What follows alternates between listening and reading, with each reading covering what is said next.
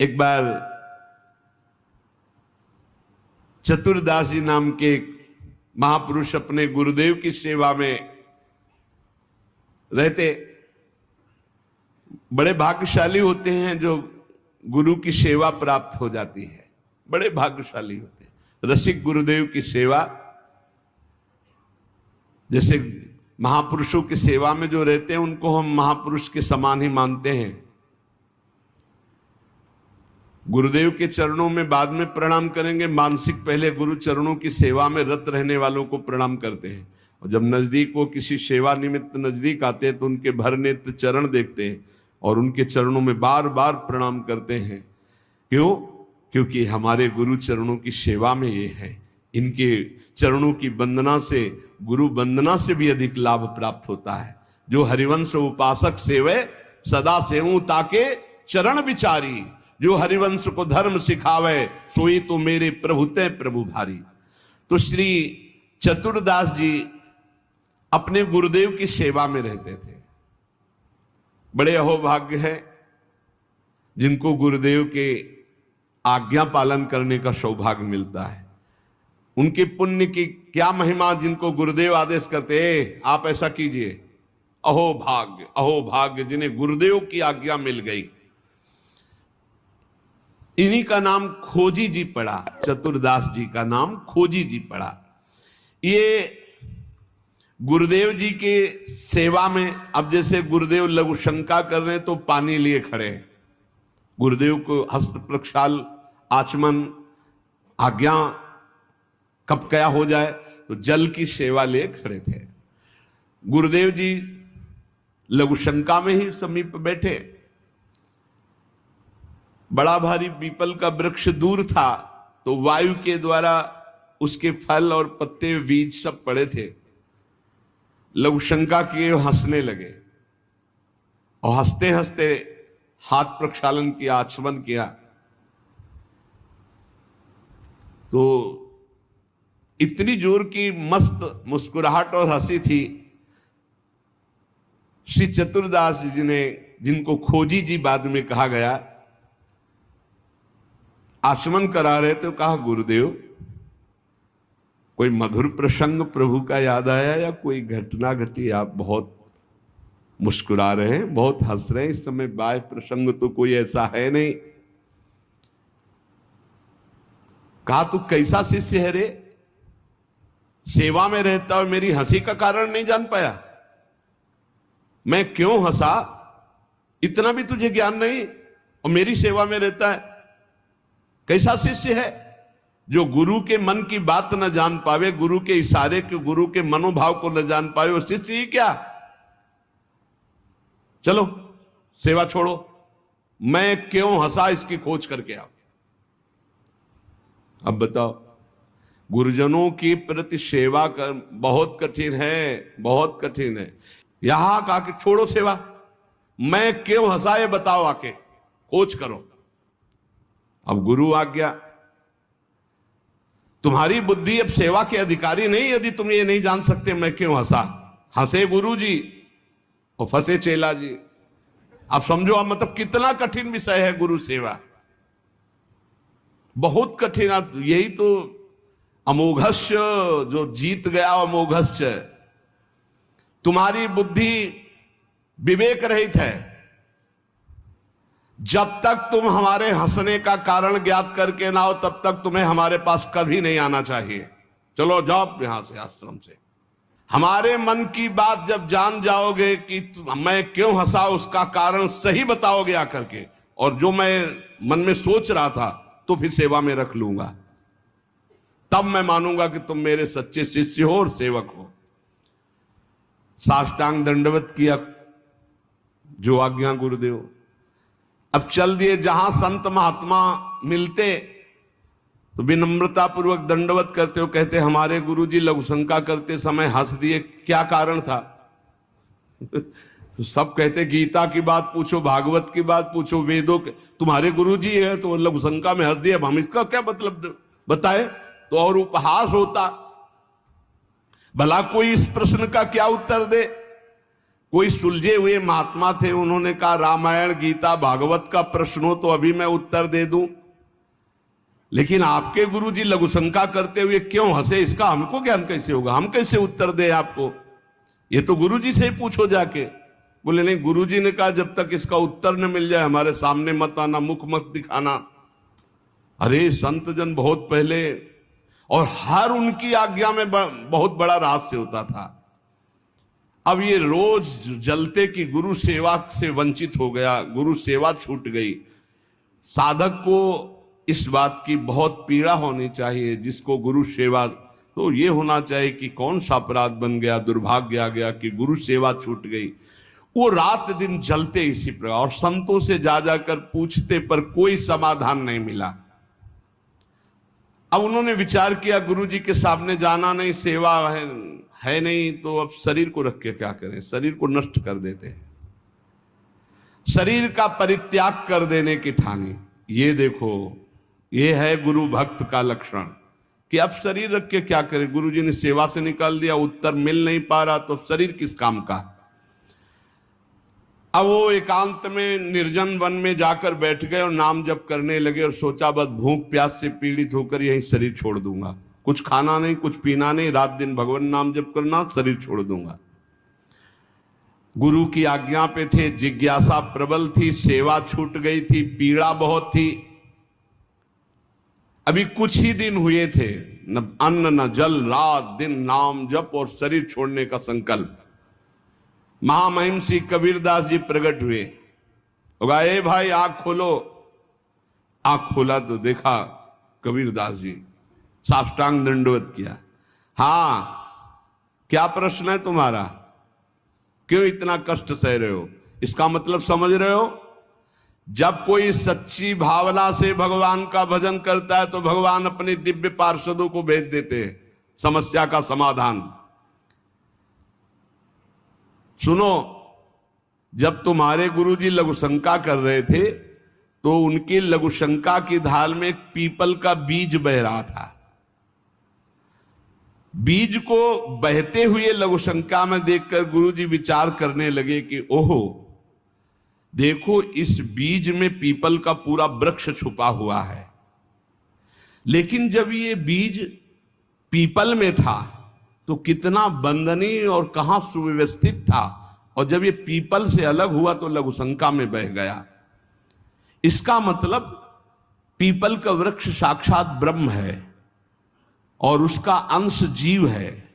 जीव जब अविद्या के कारण ब्रह्म से अलग हो जाता है तो मलमूत्र के द्वारों में बह जाता है आसक्ति होकर, और अगर वो ब्रह्म से जुड़ा रहे तो वो ब्रह्म में पूजनीय और ब्रह्ममय हो जाता है। ब्रह्मविद ब्रह्मयु भवति, कबीरदास जी ने व्याख्या करके बताई कि जब वो ब्रह्म से जुड़ा रहता है तो ब्रह्ममय रहता है, जब ब्रह्म से अलग हो जाता है तो मलमूत्र के शरीर में आसक्त होकर मलमूत्र के द्वारों के भोगने में पूरा जीवन नष्ट कर देता है। जीवात्मा जब प्रभु से विमुख हो जाता है तो उसकी यही दुर्गति होती है। जैसे पीपल के वृक्ष से फल से वो बीज अलग हो गया तो लघुशंका के प्रवाह में बह गया, और नहीं तो इतना महान वृक्ष उसमें छिपा हुआ है कि अगर उसे सुव्यवस्थित किया जाए। जीवात्मा जब भगवान से विमुख हो जाता है तो भव प्रवाह में मलमूत्र के द्वारों में बहने लगता है। कैसे, गर्भाशय में गया तो मलमूत्र के द्वार जहां है वहीं गया, और मूत्र के द्वार से ही तो गया। जीवात्मा का सृजन कैसे हुआ, मूत्र द्वार से ही हुआ, और है कहां, गर्भाशय के आसपास मलाश्रय मूत्राश्रय। जीव जबते हरिते बिलगान्यो तबते देह गेह निज जान्यो, माया बस स्वरूप बिसरायो तेहि भ्रमते दारुण दुख पायो। जैसे बीज में वृक्ष तथा वृक्ष में बीज मूल रूप से विद्यमान है, उसी प्रकार से परमात्मा समस्त जगत में और जगत में परमात्मा विराजमान है। परमात्मा में सारा जगत और जगत में परमात्मा विराजमान है। पर जब जीव भगवान से विमुख हो जाता है तो ऐसे ही मलमूत्र के द्वारों में भटकता रहता है। अरे मेरे गुरुजी के हंसने का इतना गूढ़ रहस्य, खोजी जी का संशय मिट गया और गुरुदेव के पास आए, साष्टांग दंडवत किया। उनका उत्तर कहा, गुरुदेव महामहिम श्री कबीरदास जी ने ऐसा ऐसा ऐसा बताया। गुरुदेव पुनः मुस्कुराए और कहा, एक तुम्हें सिद्ध बना दिया, क्योंकि सिद्ध महापुरुष का दर्शन सिद्ध ही बना देता है। अब आज से तुम हमारे समान सिद्ध हो गए हो। अब तुम आज से हमारे मन की सारी बातें जान लोगे।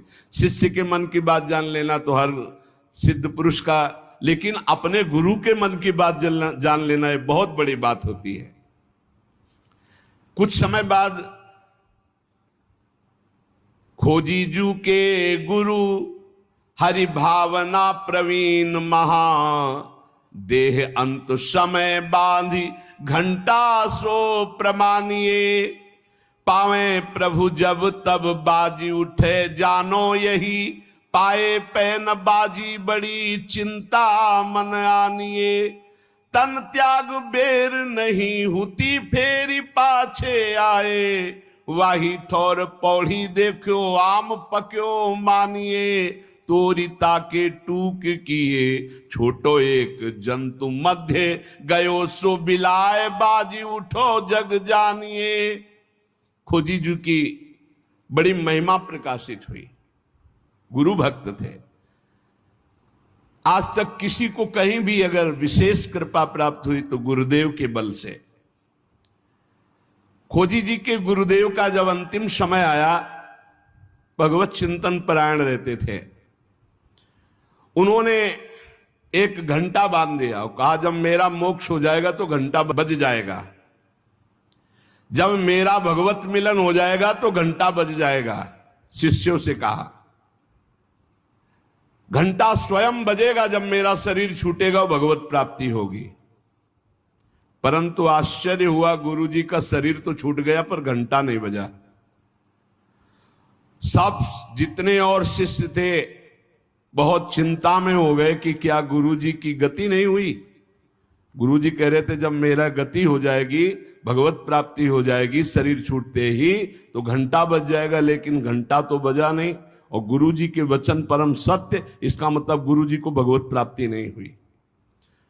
भ्रमण में गए थे, कुछ समय बाद खोजी जी आए तो बड़ी समाज में उदासीनता थी शिष्यों में सब, और खोजी जी से कहा, गुरु जी की सदगति नहीं हुई। क्यों? गुरु जी तो स्वयं ब्रह्म स्वरूप हैं। बोले, उन्होंने घंटा स्थापित किया था कि जब शरीर छूटेगा भगवत प्राप्ति होगी तो घंटा बज जाएगा। तो घंटा तो बजा नहीं, तो गुरु जी के वचन असत्य नहीं हो सकते, मतलब गुरु जी का मोक्ष नहीं हुआ।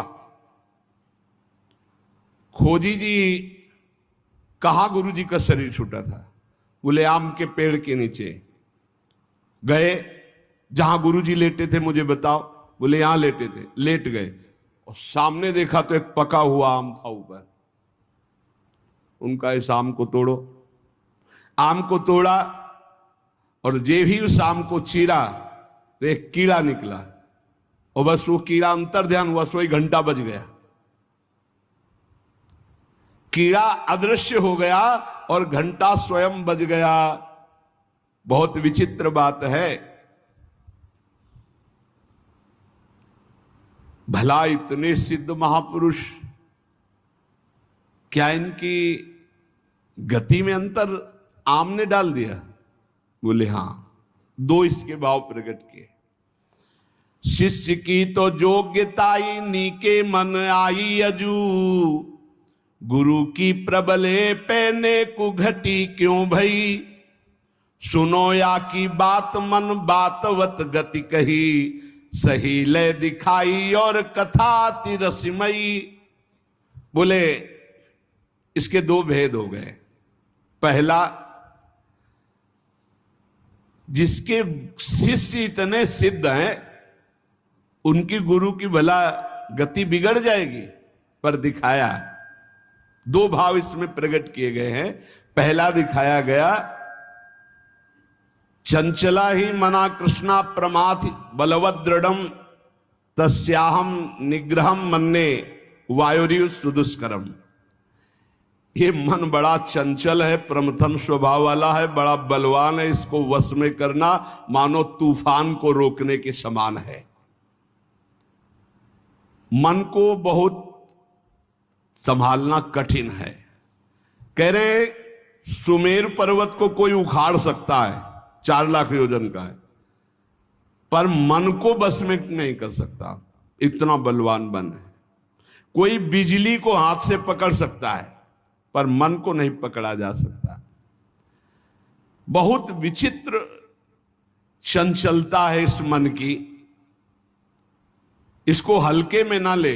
इतने सिद्ध महापुरुष, और जब उनका अंतिम समय तो पका हुआ आम देखा, पके हुए आम में मन चला गया। कहीं भी फल फल सकता है।